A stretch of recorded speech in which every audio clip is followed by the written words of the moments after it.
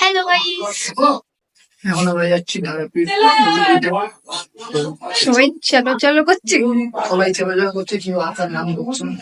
সত্যি কথা বলতে গেলে আমি তারাপীঠে গিয়ে ওখানে ভুলেই গেছি ব্লগ করা, তাই খুব একটা আমি ভিডিও করতে পারিনি, বিকজ আমি এখনো ব্লগার হয়ে উঠিনি, তো তাই জন্য একটু প্রবলেম হচ্ছিল। আমাদের হোটেলে যে জিম রুম ছিল সেটা আমরা জানতাম না, কিন্তু এটা লক করা ছিল। তো আমরা এখন যাচ্ছি পুজো দেওয়ার জন্য। আমরা একটা আলাদা লিফটে আসি আর বাকিরা আরেকটা লিফটে আসছে। ইভেন আমরা যে রুমে ছিলাম সেই রুমের ভিডিও করতেও ভুলে গেছি। রুমগুলো খুবই সুন্দর ছিল, কিন্তু একটু অপরিষ্কার ছিল, না হলে বাকি সবই ঠিক ছিল। স্টাফদের বিহেভিয়ারও ভালো ছিল, যখনই ফোন করে ডাকা হচ্ছে কিছু খাবারের জন্য তো ওরা দিয়ে যাচ্ছিল। তো যেহেতু এখন বর্ষাকাল, তো চারিদিকে শুধু বৃষ্টি আর বৃষ্টি হচ্ছে। তো আমরা যখন বেরোচ্ছিলাম তখন বৃষ্টি কমে গেছিল।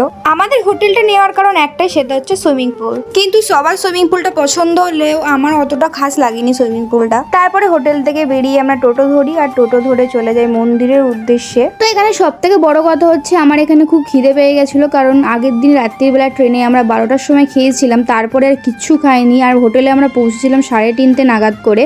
তারপর থেকে 6টা অবধি আমরা গল্প করেই কাটাই। তারপরে রেডি হয়ে আমরা 8টার সময় বেরোই, অনেকটা লেটে বেরোই। তো এখানে আমাকে খেয়ে নেওয়ার জন্য অনেক বলা হচ্ছিল, বাট আমি খাইনি যেহেতু আমি পুজো দেবো। তারপরে আমরা এই দাদাটার সঙ্গে যাচ্ছিলাম ওই ফুলের ডালা, প্রসাদের ডালা কেনার জন্য। আমি তারাপীঠ বলতে গেলে এসেছি প্রায় 4-5 বার, তো তাই জন্য আমার কিছু কিছু মনে আছে। আমি ফ্যামিলির সাথে প্রত্যেক বছর আগে আসতাম, তারপর লকডাউন পড়ার পর আর আসা হয়নি। তো এখানে ডালা সাজানো হচ্ছিল আর আমরা মাকে দিয়েছিলাম একটা শাড়ি, যেটা আমাদের খুবই দেওয়ার ইচ্ছে ছিল, বিশেষ করে এনার। তারপরে আমরা চলে আসি লাইনে, আর লাইনটা এতটাই বড় ছিল, মানে আমাদের পণ্ডিত বলেছিল নাকি এখানে আমাদের 5টা বেজে যেতে পারে। আমরা লাইনে দাঁড়িয়েছিলাম ওই 9টা নাগাদ করে, আর আমাদের যদি 4টে-5টা বেজে তাহলে ভাবতে পারছো। তারপর ভিআইপি লাইনও ছিল, কিন্তু ভিআইপি লাইনে নিচ্ছিল পার পার্সন 500 করে, কিন্তু ওখানেও প্রায় আমাদের 3-4 ঘন্টা, আরও তো বেশি তো কম নয়, ওখানে আমাদের দাঁড়াতে হতো। তাই আমরা ওই লাইনে দাঁড়াইনি। এখানে তৈরি হচ্ছিল মায়ের ভোগের প্রসাদ। তো আমরা এইভাবেই এগোচ্ছিলাম আড্ডা মারতে মারতে, গল্প করতে করতে। কিন্তু হঠাৎ করে আমাদের গ্রুপের মধ্যে একজনের হয়ে যায় পায়ে প্রবলেম, মানে তার একটা পা পুরো ফুলে যায়, বিকজ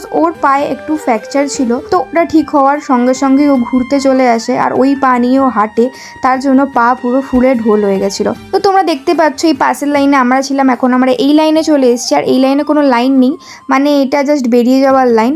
আমাদের বলা হয়েছিল যে আমাদের হয়তো মাকে ছুতে দেবে না, কিন্তু দর্শন করিয়ে দেবে আর বাইরে থেকে পুজো দিয়ে দেওয়া হবে, কোনো লাইনে না দাঁড়াতে হবে না। তো আমরা ওর কারণেই বেরিয়ে চলে আসি, আর আমরা কোনো মাকে ছুতে পারি না, বাইরে থেকেই দর্শন হয় আমাদের। তারপরে আমরা পুজো দিয়ে চলে আসি আমাদের রুমে। আর এখানে উনি লাঞ্চ অর্ডার করছিল, কারণ অনেকটাই লেট হয়ে গেছিলো আমাদের আস্তে আস্তে। তো সবাই না খেয়েই ছিল, যেহেতু সবারই খিদে পেয়ে গেছিলো, তাই আমরা ভাবি আগে খেয়ে নেবো তারপরেই সুইমিং পুলে যাব। তো আমরা জিরা রাইস আর চিকেন কষা অর্ডার করেছিলাম। তো তারপরেই আমরা সবাই মিলে চলে এসেছি সুইমিং পুলে। হ্যাঁ, সুইমিং পুলটা আমার অতটা ভালো লাগেনি, কিন্তু সবাই মিলে যখন মজা করেছিলাম বেশ ভালোই লাগছিল। আমি জানি ব্লগটা অতটা ভালো হয়নি, আধা আধুরা হয়েছে, কারণ কি আমি পুরোপুরি ব্লগ করতে পারিনি। তো তোমরা একটু অ্যাডজাস্টমেন্ট করে নিও। তো বাই।